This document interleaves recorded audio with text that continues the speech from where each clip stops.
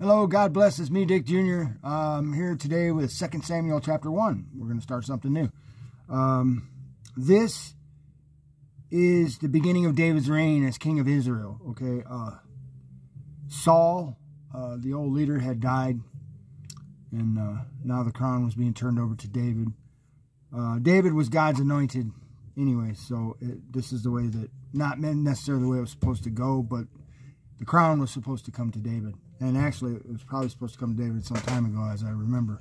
I read 1 Samuel some time ago, so, but we're going to start in 2 Samuel. So, I didn't make any references. It's a pretty short chapter and a pretty quick read. I'm just going to kind of go on through it. So, oh, by the way, I prayed before I started this video so that I would be able to speak to you.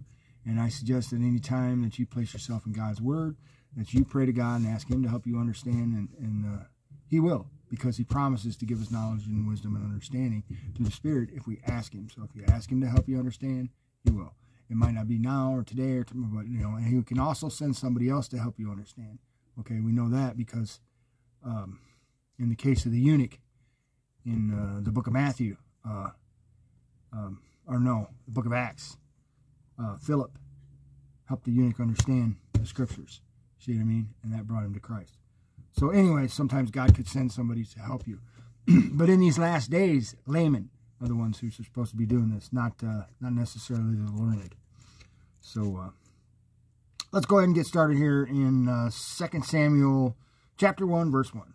Now it came about after the death of Saul, when David had returned from the slaughter of the Amalekites, that David remained 2 days in Ziklag.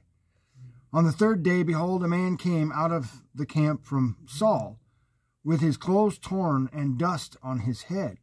And it came about, when he came to David, that he fell on the ground and prostrated himself. Then David said to him, "From where do you come?" And he said, "I have escaped from the camp of Israel." And David said to him, "How did things go? Please tell me." And he said, "The people have fled from the battle, and also many of the people have fallen and are dead. Saul and Jonathan his son are dead also." So David said to the young man, "Who told you? How do you know that Saul and his son Jonathan are dead?" The young man who told him said, "By chance I happened to be on Mount Gilboa, and behold, Saul was leaning on his spear, and behold, the chariots and the horsemen pursued him closely. And when he looked behind him, he saw me and called to me, and I said, 'Here I am.' He said to me, 'Who are you?' And I answered, 'I am an Amalekite.' Then he said to me, 'Please stand beside me and kill me, for agony has seized me because of my life still lingers in me.'" He had fallen on his spear and didn't die completely. But he was unable to fight or move pretty much anymore. He was just lingering barely to life. So I stood beside him and killed him, because I knew that he could not live after he had fallen. And I took the crown which was on his head, and the bracelet which was on his arm, and I have brought them here to my Lord." He means David. He brought them to David. Then David took hold of his clothes and tore them, and so also did all the men who were with him, because of the death of Saul and Jonathan and all the other people whom they knew and loved.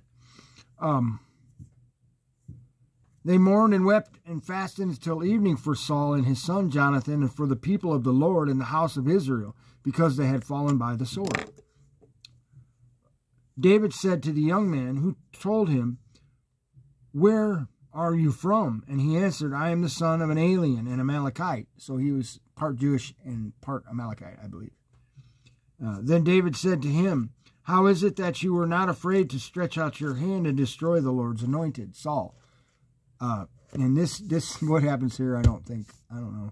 But Saul asked him, and he was near death anyway. So anyways, and David called one of the young men and said, "Go cut him down." So he struck him, and he died. And David said to him, "Your blood is on your head, for your mouth has testified against you, saying, 'I have killed the Lord's anointed.'"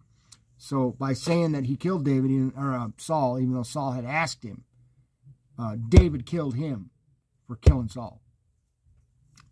Then David chanted with this lament over Saul and Jonathan his son, and he told them to teach the sons of Judah the song of the bow, which it is written in the book of Jashar, Your beauty, O Israel, is slain on your high places.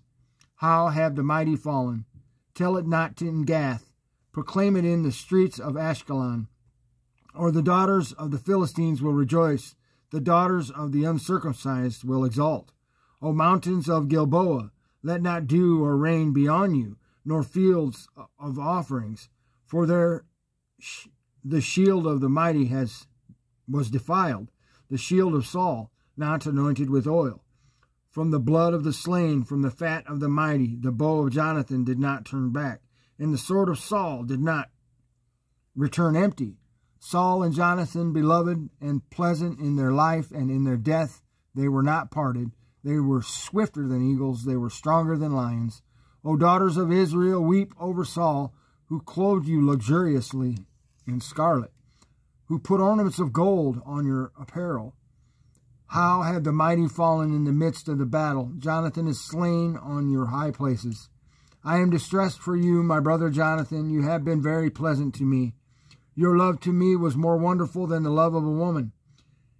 How have the mighty fallen and the weapons of war perished? That's basically it. And I don't have a lot to say about this chapter. It's 2 Samuel, I think, is mostly histories. And so that's 2 Samuel chapter 1. Thanks for listening. God bless.